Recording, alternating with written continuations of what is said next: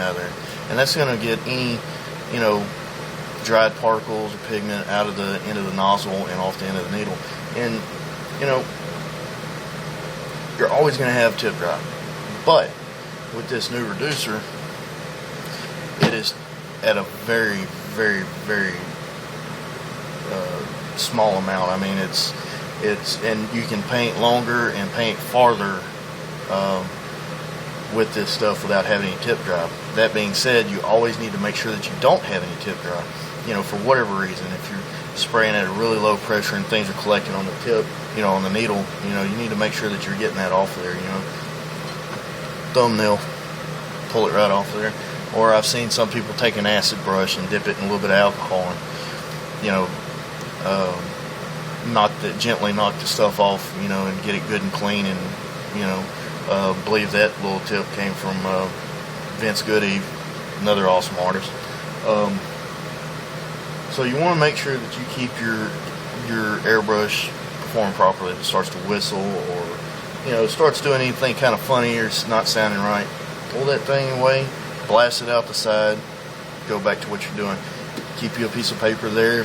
Every once in a while, do your little bitty doodles and fine lines to make sure that it's doing what you want it to do.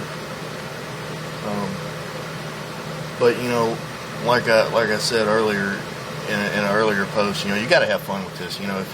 If it drives you crazy, then you need to take a step back and take a breath and just get loose.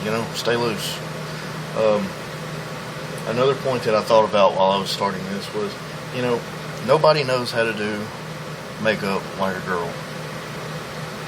I'm sure, if you are a female, for the female airbrushers out there, you know how to do makeup. You know what it's supposed to look like. So my point is, if you're painting a pinup or a girl's face, nobody knows like they do. So if you study the, magazines, mall catalogs or JCPenney's or Victoria's Secret, those girls have the proper application of makeup.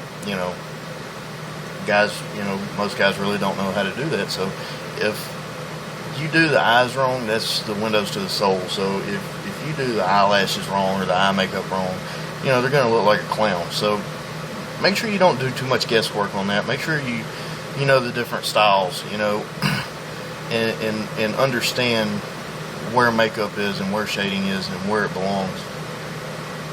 Don't just try and wing it. But I'll get back with you guys more on that later.